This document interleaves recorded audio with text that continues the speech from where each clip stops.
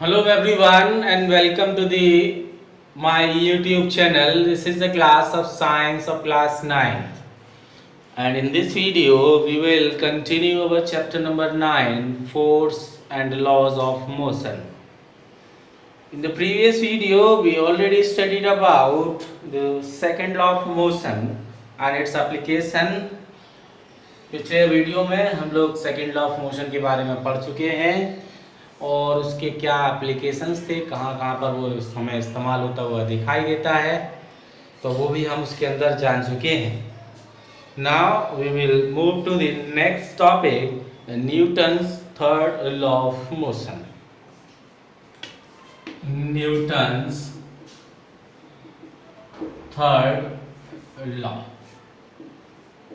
तीसरे नियम की बात अगर हम करें इसके अंदर, तो ये नियम बड़ा आसान सा है. Whenever a body exerts a force on another body, the second body also exerts equal and opposite force to the first body. इसके अनुसार अगर हम इसमें बात करें कि अगर कोई बॉडी A है और कोई बॉडी अपने आप में अगर B है, तो A के द्वारा जितना फोर्स लगाया जा रहा है B के द्वारा भी उस ऑब्जेक्ट पर उतना ही फोर्स लगाया जाता है और ऑपोजिट डायरेक्शन में लगाया जाता है.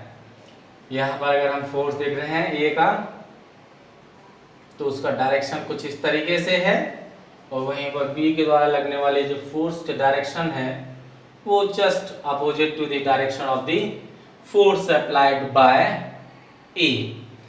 B के द्वारा डायरेक्ट फोर्स का जो डायरेक्शन है वो A के द्वारा लगाए गए फोर्स के डायरेक्शन के जस्ट अपोजिट डायरेक्शन में है. लेकिन यहाँ पर अगर हम इसके मैग्नीट्यूड की बात करेंगे कि A और B के द्वारा कितना कितना फोर्स लगाया जा रहा है, तो दोनों के द्वारा इक्वल क्वांटिटी में ही फोर्स लगाया जाएगा. उनका जो मैग्नीट्यूड होगा दोनों का वो अपने आप में क्या होगा, बराबर होगा, लेकिन दोनों के द्वारा जो लगने वाले फोर्स होंगे उनके डायरेक्शन ऑपोजिट मिलेंगे. तो इसलिए हम यहाँ पर कहते हैं कि there is an equal and opposite reaction for any action. दूसरे शब्दों में कह सकते हैं कि किसी भी एक्शन के लिए इक्वल और अपोजिट रिएक्शन होता है, तो वही हमारा थर्ड लॉ ऑफ मोशन कहलाता है, जो कि यहाँ पर न्यूटन के द्वारा दिया गया था. For every action there is an equal and opposite reaction.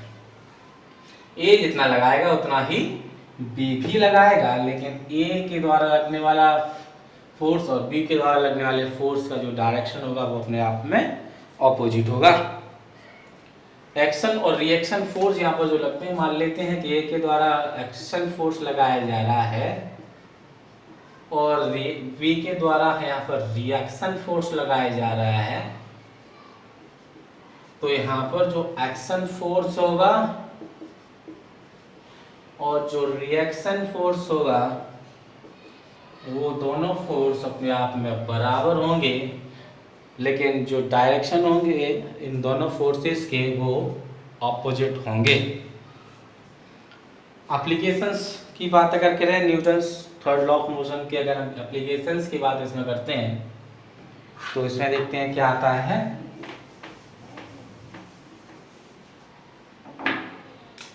अब इसका लिख सकते हैं, to every action there is equal and opposite reaction. ये है तीसरा नियम. ये तीसरा नियम है, to every action there is equal and opposite reaction. ये थर्ड लॉ है. अब एप्लीकेशंस की बात करते हैं इसके.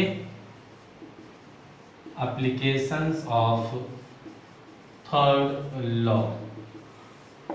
क्या एप्लीकेशन से देखें, gun applies force on bullet due to which it moves ahead. Gun के द्वारा बुलेट के ऊपर एक फोर्स लगाया जाता है जिससे कि वो आगे की तरफ मूव करे. By Newton's third law, bullet will also apply same force.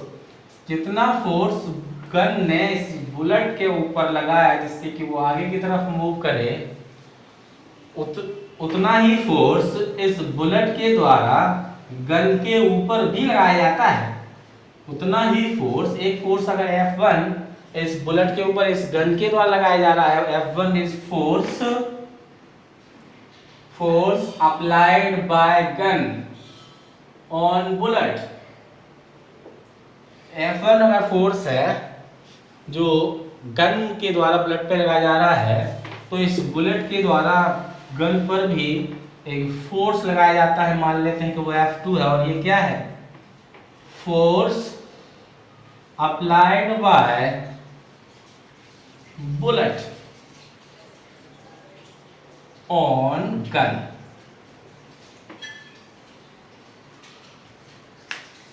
ये गन के ऊपर फोर्स लगाएगी, गन बुलेट के ऊपर अपने आप में फोर्स लगाएगी, लेकिन इसके द्वारा जो फोर्स लगा है वो बुलेट को आगे की तरफ मूव कराएगा, और जो बुलेट के द्वारा गन के ऊपर जो फोर्स लगेगा वो गन को पीछे की तरफ मूव कराएगा, या देखिए ऐसा कहें कि पीछे की तरफ धक्का लगाती है, जिससे कि गन पीछे की तरफ अपने नॉर्मल पोजीशन से पीछे हटती है। Due to this force gun moves back, इसके कारण गन पीछे की तरफ हटती है, and this called recoil of gun. इसको रिकॉइल ऑफ गन के नाम से जाना जाता है, रिकॉइल ऑफ गन के नाम से जाना जाता है।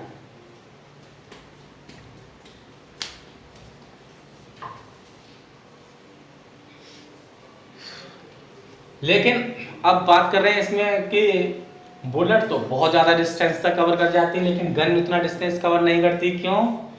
क्योंकि जो गन का मास यहाँ पर जो है, मास जो है अपने आप में ज़्यादा है, बुलेट का जो मास है वो अपने आप में कम है, और इसके मास के कम होने के कारण ये लॉन्ग डिस्टेंस कवर कर लेती है, और इसका मास ज़्यादा होने के कारण इसके द्वारा जो डिस्टेंस कवर होता है वो काफ़ी कम होता है।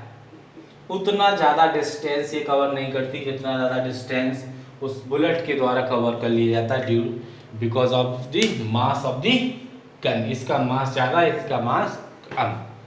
तो इस तरीके से आप देख सकते हैं।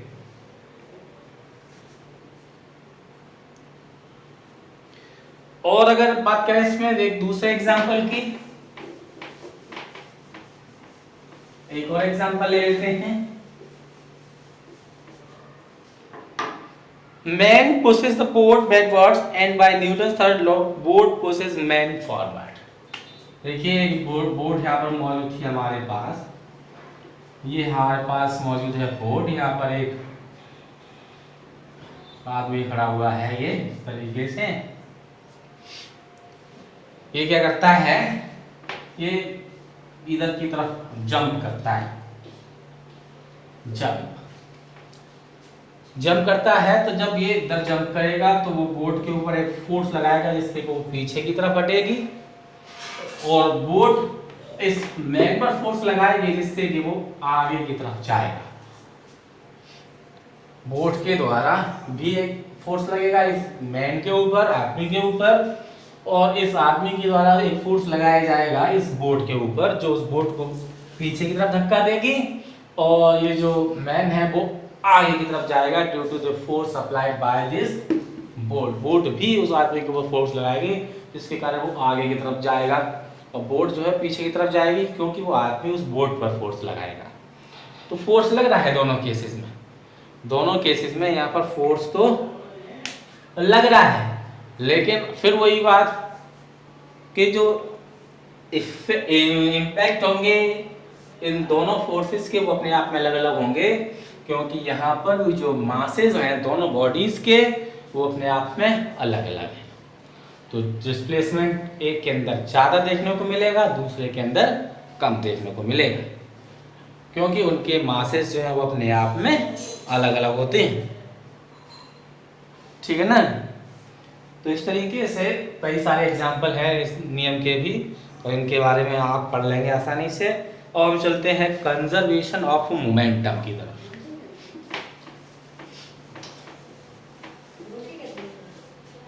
Conservation of momentum,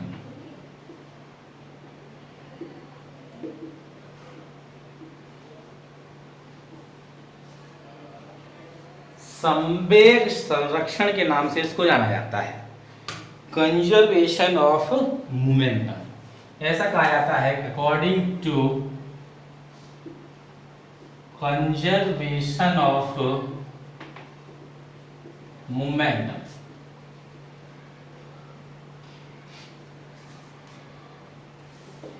momentum before the collision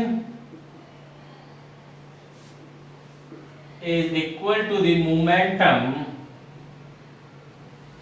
after the collision, यानी कि टकराव से पहले का मोमेंटम और टकराव से बाद का जो मोमेंटम है वो अपने आप में बराबर होता है, या ऐसा कह सकते हैं सेम ही है, total momentum before collision is equal to the total momentum after the collision. यहां पर अगर हम बात करते हैं तो बॉडीज की, कोई यहां पर अगर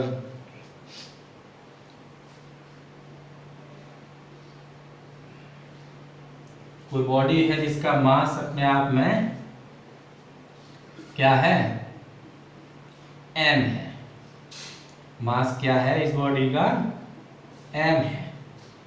इनिशियल वेलोसिटी क्या है, इनिशियल वेलोसिटी क्या है इसकी, वो क्या है, u है। अब मान लेते हैं हम इसको m1 और u1। वहीं पर हमारे पास एक दूसरा भी ऑब्जेक्ट है, इसका मास m2 है, और इसके अगर हम बात करें इनिशियल वेलोसिटी u2 है, तो बिफोर कॉलिजन मोमेंटम कितना हो जाएगा, अगर यहाँ पर मोमेंटम बात करेंगे इसमें तो मोमेंटम आएगा, मोमेंटम इसमें आएगा m1u1, मोमेंटम यहां पर आएगा m2u2। टोटल मोमेंटम क्या हो जाएगा, टोटल मोमेंटम हो जाएगा m1u1 प्लस m2u2। ये मोमेंटम हो गया बिफोर कॉलिजन, यानी कि दोनों बॉडीज के टकराव से पहले। और आफ्टर कॉलिजन, आफ्टर का कॉलिजन की बात करें तो मास तो बॉडीज का सेम ही रहेगा, मास m1 रहेगा और मास m2 रहेगा, लेकिन अब जो वेलोसिटी है वो यहाँ पर हो जाएगी v1 और यहाँ पर वेलोसिटी हो जाएगी v2। तो यहाँ पर जो अब मोमेंटम हो जाएगा m1v1, यहाँ पर हो जाएगा m2v2। तो अगर टोटल मोमेंटम की बात करेंगे तो वो आ जाएगा आपका m1v1 plus m2v2, m1v1 plus m2v2। और according to the conservation of momentum, according to conservation of momentum, इसके अकॉर्डिंग क्या हो जाएगा, m1u1 plus m2u2 is equal to m1v1 plus m2v2। ये हो जाता है momentum after collision is equal to the momentum before collision. Okay, now practical examples हैं conservation momentum के। In rocket fuel is burn due to which gases are ejected downwards.